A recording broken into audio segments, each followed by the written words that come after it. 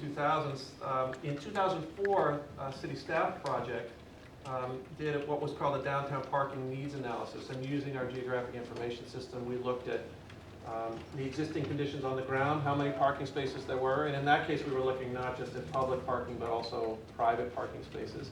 And we looked also at the parking demand by evaluating the types of land uses were there, what businesses were there, and how much demand they would have created. And did an analysis which was updated in 2006.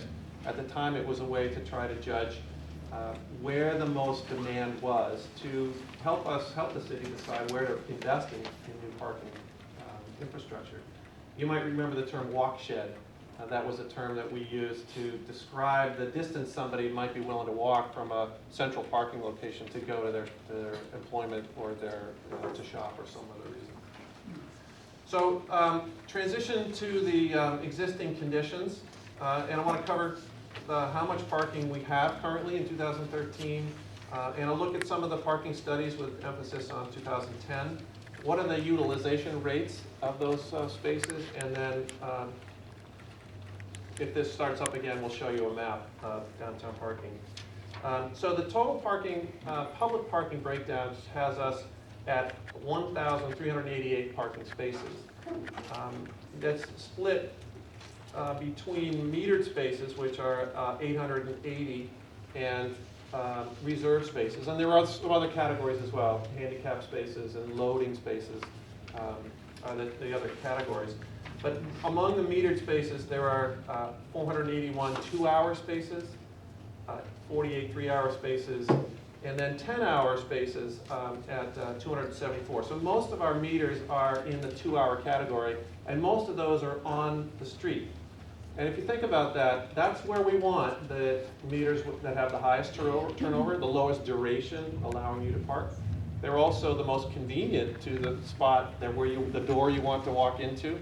And they're also the most expensive. We initiate the turnover by having a short duration and a higher cost.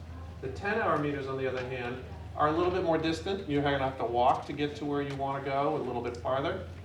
But they're less expensive. You can park fairly reasonably for a full day in downtown Keene at these 10-hour spaces.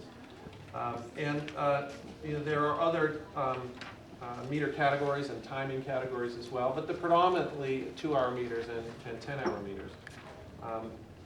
We also have 2-hour limit non-metered spaces, and you'll recognize those in many locations around the downtown.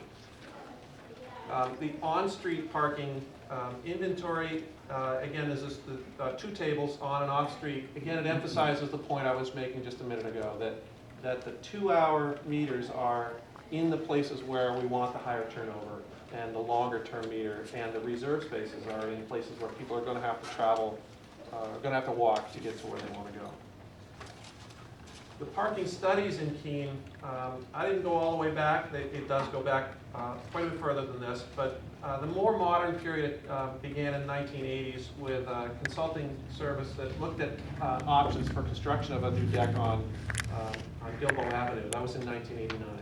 In 1997, we had assistance from Desmond Associates with Clough Harbor in determining the size and the location of the Well Street parking deck, which was constructed in 1998.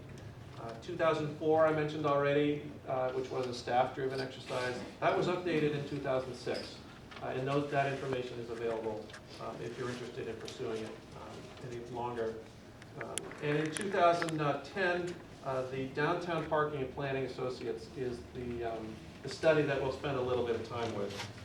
And then more recently, 2011, 2012, because of the changes that have been taking place more recently, particularly the construction of the fire department and the construction of the courthouse, has caused a displacement of parking in those two locations. And particularly Gary Lamoureux and his staff counted spaces for upwards of 1.5 years to determine the impacts of the change that took place up there on the Elm Street lot. And we've got some data on that as well.